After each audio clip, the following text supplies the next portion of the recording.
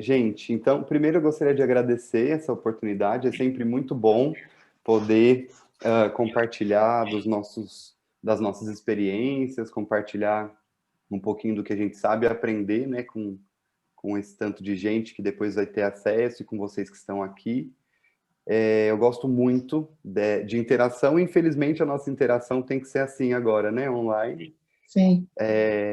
Isso não substitui em hipótese alguma o nosso contato, a nossa interação, mas essa nossa distância devido à pandemia, ela é física, né? Porque esse grupo é a prova viva de que nós não estamos em isolamento social, nós estamos socializando, né? Exatamente aqui agora, isso é uma maneira de socializar.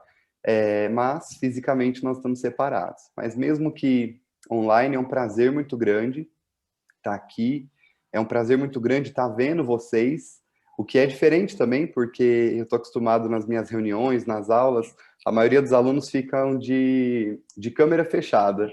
Aí às vezes eu falo, gente, eu me sinto falando com seres desencarnados, né? Porque não vejo, ninguém me responde. Hum. Bom, mas então, muito obrigado, né, por essa oportunidade. Meu nome é Lucas Pellegrini, tá bom? Eu sou gerontólogo de formação, bacharel em gerontologia. Tenho mestrado em Ciências da Saúde pela Universidade Federal de São Carlos. Atualmente eu faço meu doutorado em Ciências na USP de Ribeirão Preto e também faço um curso de especialização em Neuropsicologia. Eu atuo como professor substituto no Departamento de Gerontologia da Universidade Federal de São Carlos e também coordeno um curso de cuidador de idosos aqui na cidade de São Carlos. Eu tenho trabalhado bastante com a temática de neurociência, de cognição, falando sobre demências, falando sobre estimulação cognitiva. Eu digo que essa é a menina dos meus olhos, né, na área da pesquisa, e é sempre um prazer muito grande poder falar sobre isso. Ótimo. E você pode falar sobre o seu livro também, que é muito importante. Ah, verdade. Esse ano, nosso trabalho, né, foi remodulado e nós estamos trabalhando de casa. E aí eu consegui colocar em prática alguns projetos que eu já tinha, né, pensado. E, na verdade, nós publicamos 3 livros esse ano, né? 2 são e-books gratuitos que foram publicados por meio da Pró-Reitoria de Extensão da Universidade Federal de São Carlos, e eles são sobre atividades cognitivas para idosos, para o público-alvo, né, 60 mais, um com a temática de Covid e um outro sobre temas relacionados ao envelhecimento. E essa semana nós lançamos um livro físico que se chama Cognição e Envelhecimento. Eu digo que isso é um motivo de muito orgulho, que é o primeiro, né, físico, assim, e de autoria solo, a gente nunca esquece. Ontem eu fiquei que nem criança, namorando ele, até de madrugada, assim, olhando a capa, né, porque eu participei de todo o processo de construção dele, então eu Sim. fiquei muito feliz com esse resultado.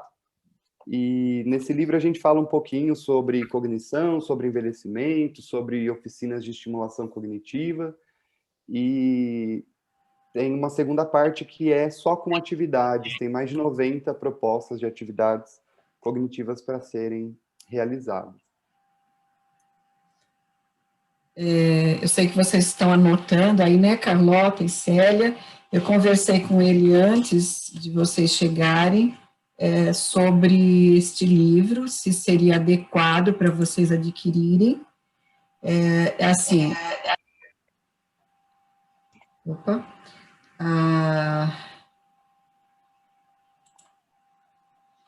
apesar de ter, né, os exercícios no final do livro, a linguagem é um pouco mais técnica, né, Lucas? Você me corrige se eu estiver errado. Então, talvez a primeira parte, né, como você disse, talvez não seja tão interessante para vocês. Mas para quem quer entrar nesse universo, né, tiver curiosidade de ler um pouco e também de aproveitar os exercícios que estão no final, podem adquirir o livro. Aí depois a gente se fala no grupo, né, e se for o caso eu posso pedir, que eu já pedi o meu, eu só não paguei ainda, quando eu fizer o pagamento, quem mais quiser, eu faço um pedido só. Tá bom, meninas? Bom, Lucas, você quer Eu falar também alguma? posso mandar, Zuleika, se você quiser, no seu WhatsApp, os 2 e-books. Sim, com certeza. E esses, a linguagem ela é específica para a população 60 a mais. Então, Ah, perfeito. Nós aceitamos, né, meninas? Sim. Bom, você gostaria de fazer alguma introdução ou posso entrar nas perguntas? pode entrar nas perguntas e, pelo que eu entendi, nessa primeira rodada a gente vai fazer essa sabatina, né, de perguntas e respostas, e aí depois, no final, a gente abre para se ficou mais alguma pergunta, né? Isso. É porque logo, logo a gente tem que sair para entrar novamente, porque dá, acho que 40 minutos cada tempo no Zoom, né? Isso. E então acho melhor a gente começar com as perguntas e se sobrar um tempo a gente abre, ok? Perfeito. Então a primeira pergunta é que eu gostaria que você explicasse o que faz um gerontólogo, quais os serviços que um gerontólogo oferece e quando nós devemos procurar um. Porque existe primeiro assim, um desconhecimento absurdo do que é esse profissional, até até os próprios médicos ainda não têm essa ideia que existe um profissional formado em gerontologia, né, porque antes era uma pós-graduação apenas, e então, assim, e a população muito menos, né, e por mais que a gente tente explicar, às vezes as pessoas não entendem. Então, por isso que eu coloquei essa pergunta como primeira pergunta para você falar um pouquinho para a gente.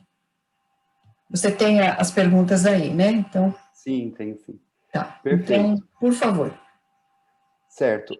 Bom, o gerontólogo, ele é um profissional novo, enquanto pessoa formada, né, um bacharel em gerontologia. A gerontologia em si já é uma ciência muito antiga, né, ela já é centenária, mas no Brasil, os cursos de graduação em gerontologia surgiram a partir de 2005, com a USP, né, lá na USP de São Paulo. E aí, em 2009, abriu um curso de graduação em gerontologia aqui da UFSCar.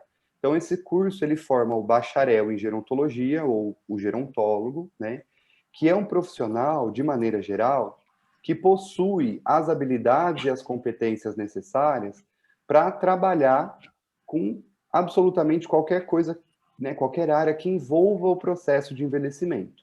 Ao longo do nosso curso, a gente tem diversas inserções aí, né, em temáticas tanto da velhice saudável quanto da velhice fragilizada, e um eixo que é muito forte é a gestão, né? Então, basicamente, a gente atua fazendo a gestão do processo de envelhecimento. E essa gestão, ela pode ocorrer em 3 níveis, né? Um nível que a gente chama de macro, que poderíamos citar, por exemplo, a criação de políticas públicas, políticas a nível nacional, né, estadual, pensando na população idosa. Poderíamos atuar no nível meso, né, que seria de instituições, organizações, empresas que trabalham com idosos, né, prestando serviços para idosos, ou com pessoas que estão em processo de envelhecimento. A gente não pode esquecer, né, que o envelhecimento ele é um processo, e a velhice é o produto desse processo. Então, é a fase. Então, o gerontólogo ele também pode atuar no processo, né? E poderíamos atuar também com o que a gente chama de microgestão ou uma gestão mais operacional, que aí é diretamente com o caso do idoso, né? Caso a caso. Mas ainda assim, quando a gente fala gestão, fica uma coisa muito difícil de ser entendida. Eu vou dar alguns exemplos mais práticos. Então, quando procurar um gerontólogo, né? O gerontólogo, ele possui habilidades e competências para poder, por exemplo, fazer uma avaliação gerontológica ampla. Então, você vai até um gerontólogo, a gente faz uma avaliação global, né? E a partir dessa avaliação, a gente identifica algumas demandas. Demandas essas que nós enquanto gerontólogos, vamos traçar algum plano de gestão, ou seja, de acordo com a necessidade de cada pessoa, nós vamos propor estratégias e ações, ou ações de outros profissionais também, para lidar com essas demandas. Uma coisa que é muito importante para a gente ter em mente quando pensa em gerontólogo é que o nosso trabalho dificilmente vai ser individual, né? A proposta da própria gerontologia, ela é de uma atuação multiprofissional e necessariamente interdisciplinar. O que isso quer dizer? Multiprofissional significa que para que a gente preste uma atenção adequada para a pessoa idosa, a gente precisa de um olhar de vários profissionais. Então, não adianta só ir ao médico, não adianta só ir ao psicólogo, não adianta só ir ao fisioterapeuta. O ideal, né, uma abordagem ideal para se trabalhar com as pessoas que envelhecem seria justamente esse olhar amplo acerca da pessoa. E isso envolve uma rede de atuação de profissionais. E a especificidade do gerontólogo é justamente ser generalista o suficiente para conseguir fazer a integração dessa rede. Então, por exemplo, a dona Maria, ela vai na psicóloga, ela vai no médico, ela vai no terapeuta ocupacional e no fisioterapeuta. Mas esses profissionais não se conversam. Eles não sabem qual que é o caso completo da idosa. Cada um só olha para a sua parte. A partir do momento que o gerontólogo entra para integrar essa equipe, ele articula essa rede de modo que ocorra um compartilhamento do caso desse idoso, né, para que o médico saiba o que a TO está fazendo, que a TO saiba o que a psicóloga faz. E a partir disso, o gerontólogo vai cuidando do caso, né? Então, olha, está melhorando esse ponto, precisamos prestar mais atenção nesse ponto aqui, tá? Então, basicamente, isso seria uma gestão de caso que o gerontólogo faz, tá? Então, como vocês podem ver, essa é uma ação que não interfere na atuação de outros profissionais, né? Pelo contrário, a gente vem para tentar somar, para tentar complementar as ações que já são oferecidas para a população idosa. Mas, obviamente, que existem áreas de especialização, né? Então, no meu caso, eu sou um gerontólogo que tenho aprofundado em questões cognitivas, né? Das neurociências. Então, além de tudo isso, além dessas avaliações, além da gestão de casos, da articulação da rede, eu também atuo com estimulação cognitiva e treino cognitivo. Por quê? Eu fiz cursos que me capacitaram para isso, né? Eu tenho formação extra, mas eu não trabalho com reabilitação. Reabilitação cognitiva, ela é restritiva para alguns profissionais e o gerontólogo não pode trabalhar nesse campo, tá? No caso, a psicologia pode, né? A psicologia trabalha com reabilitação cognitiva. Além disso, eu atuo com o que eu chamo de capacitação de recursos humanos.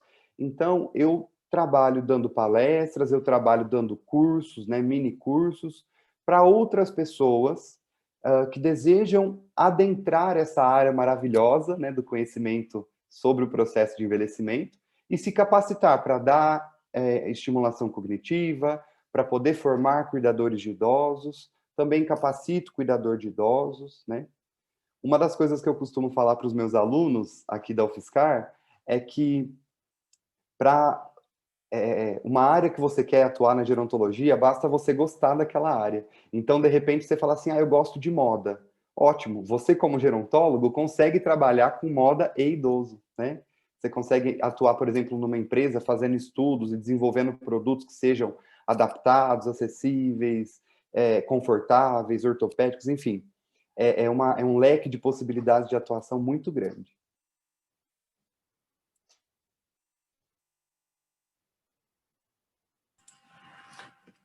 Faltou você responder quando se deve procurar um gerontólogo. Bacana. Bom, o gerontólogo, como eu disse, a gente pode atuar tanto na velhice fragilizada quanto na velhice saudável. Então, a qualquer momento, né, um gerontólogo pode ser solicitado. Eu, por exemplo, aqui em São Carlos, sou muito solicitado para fazer a avaliação gerontológica. Então, alguns outros médicos, né, alguns médicos, geriatras, neuro, eles entram em contato, né, encaminhando o paciente para que eu possa fazer essa avaliação ampla e fornecer um laudo gerontológico para identificar quais são essas demandas do idoso e tudo mais. Porque, por exemplo, quando você vai numa consulta médica, muitas vezes ele foca, devido ao tempo restrito ali, ele foca em alguns aspectos críticos para diagnósticos clínicos. E é importante também saber do histórico de vida do idoso, o contexto sociocultural, o contexto econômico, enfim. Nós temos uma série de instrumentos que proporcionam, que possibilitam uma investigação um pouco mais aprofundada, né? Para além disso, eu tenho algumas pessoas que me procuram para atuar com prevenção, né, da saúde mental por meio da estimulação cognitiva. Então, a pessoa ela não tem reclamação, ela só quer prevenir.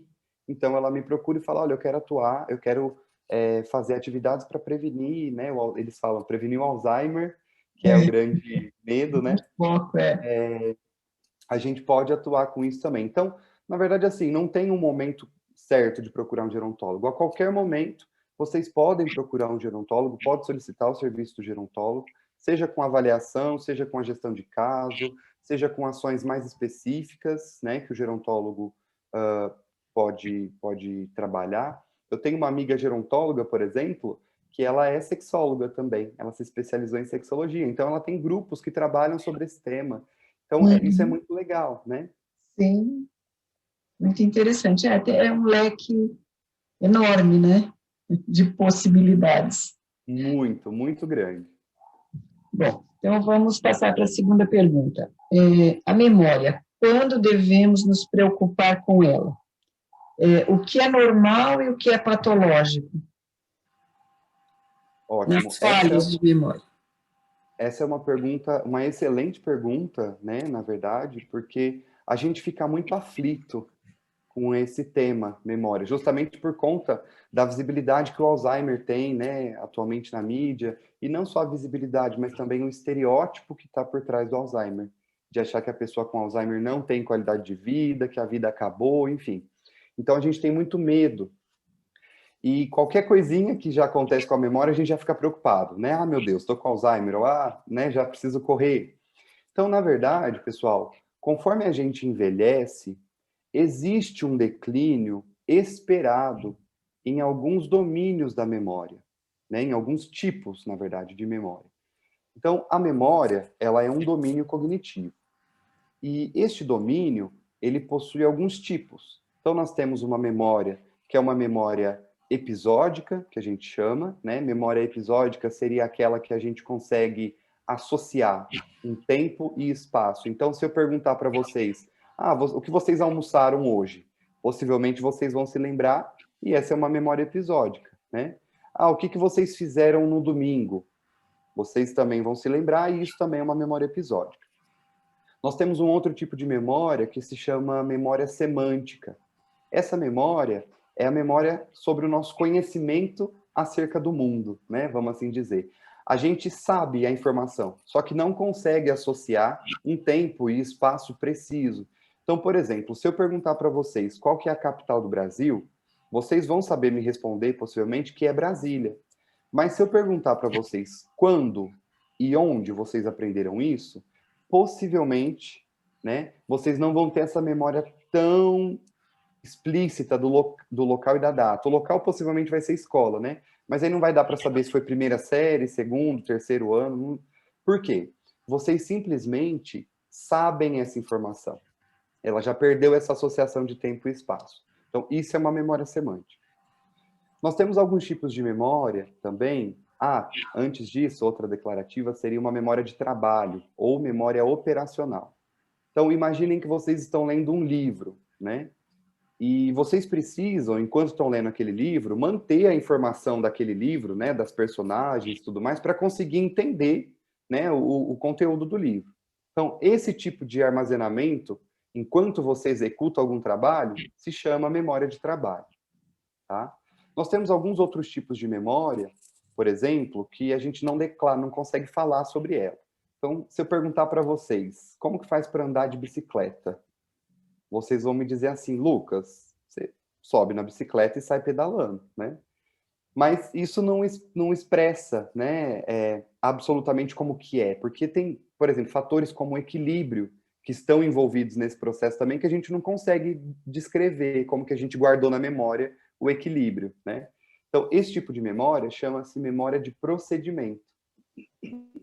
Por que eu estou explicando alguns tipos de memória? Para mostrar para vocês que alguns declinam com o processo de envelhecimento e outros não. Então, a memória episódica, que é essa que tem um tempo e um espaço associado, e a memória de trabalho, elas geralmente sofrem um leve declínio com o processo de envelhecimento. E a memória semântica e memória de procedimento, por outro lado, não diminui. Pelo contrário, alguns estudos mostram que a memória semântica até melhora conforme a pessoa envelhece, tá bom? Então, a partir disso, né, o que é importante a gente saber? Tem um fenômeno muito interessante que acontece com pessoas idosas, que é o fenômeno que a gente chama de na ponta da língua. Às vezes a gente quer falar algum nome, às vezes a gente quer lembrar de algum lugar e fica, ai meu Deus, está na ponta da língua, né? Mas não vem. Aí passa um tempinho, opa, surgiu o nome aqui. Isso é normal acontecer, tá? É um fenômeno muito, muito comum. Quando que a gente considera uma alteração de memória normal e quando já considera algo patológico? A partir do momento que essa alteração de memória não atrapalha em nada o seu dia a dia, né, a sua vida, ela é uma alteração normal, esperada com o processo de envelhecimento. Quando essa alteração de memória começa a comprometer as suas atividades de vida diária, né, começa a comprometer a socialização, começa a comprometer os seus afazeres, aí a gente já pode ficar um pouquinho mais preocupado, né, para investigar a fundo se é de fato a memória. Por quê? Às vezes a gente está tão focado no problema de memória que esquece que a memória depende de outros recursos do cérebro também. Então, um desses recursos é a atenção. Se a gente não presta atenção no momento que está guardando a informação, essa informação não vai ser armazenada adequadamente. Então, na hora de lembrar, possivelmente nós vamos ter algum problema, né? E isso, hoje em dia, é muito comum, né? Porque eu não sei como é a vida de vocês, mas geralmente nós nunca estamos fazendo uma coisa só. Então tá lá cozinhando, tá esperando o neto, o filho, não sei quem, tá tendo que pensar na panela no fogo, tá tendo que pensar no cachorro latindo, tá tendo que ver se alguém tá chamando na porta, tem que lembrar se já tomou o remédio, se já tratou o animal. Então, olha a quantidade de informação que nós temos ao mesmo tempo no nosso cérebro, e essas informações, elas competem para ver quem é que recebe mais atenção. Então, se de repente, nesse processo, alguma informação recebeu mais atenção e outra menos, né, a sua memória pode ter ficado prejudicada para aquele que recebeu menos atenção. Então, de fato, a atenção é uma coisa que precisamos, né, estar bem treinada para não afetar a memória. E existem outros casos, né? Então, por exemplo, o transtorno depressivo, a depressão, ela é um fator que afeta na memória. Então, a pessoa ela pode ter algum declínio de memória e não ser necessariamente uma manifestação de comprometimento cognitivo ou de demência. Por quê? Ela tem depressão. E a depressão, ela altera mecanismos do cérebro que fazem com que a pessoa tenha alterações ou complicações na memória. Alguns tipos de remédio também alteram a memória. Deficiência de alguns nutrientes, né? Então, por exemplo, vitamina B12 é uma vitamina muito boa para o cérebro. Já falei do remédio. Sono, né? Um sono prejudicado pode e com certeza afeta na memória. Então, tudo isso a gente precisa ter em mente na hora de considerar quando é patológico ou não. Quando é um problema de memória ou se esse problema, entre aspas, pode ser explicado por alguma outra condição. Por isso que é sempre importante procurar algum profissional que esteja habilitado para fazer uma avaliação, que conheça, que entenda sobre o tema, né? Para conseguir diferenciar se é memória, se é depressão, se é algum outro tipo de complicação. Ok. O Zoom já nos avisou que nós temos 3 minutos. Eu gostaria de tirar nossa foto clássica. A Estela gostaria que abrisse a sua câmera, pedir, mas ela está escondida aí, não consigo vê-la. Isso. Vamos tirar a foto, todo mundo fazendo cara de conteúdo.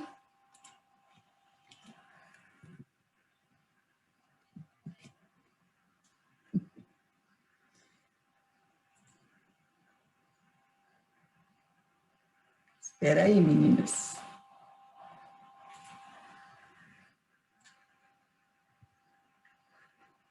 Pronto, olha aí que lindos todos nós. Ótimo.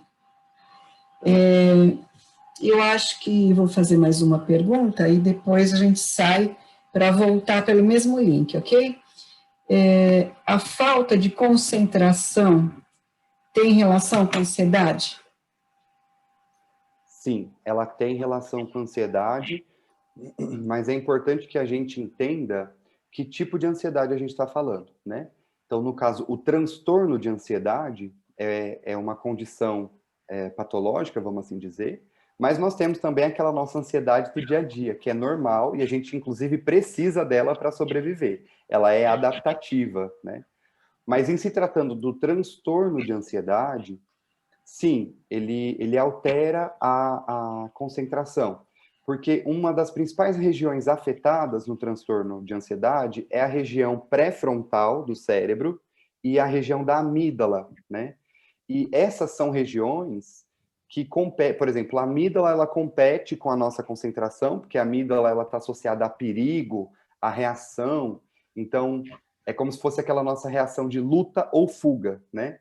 E aí ela tira, na verdade, essa nossa capacidade de se concentrar em outra coisa, porque a gente tem que estar atento àquele problema da luta ou fuga.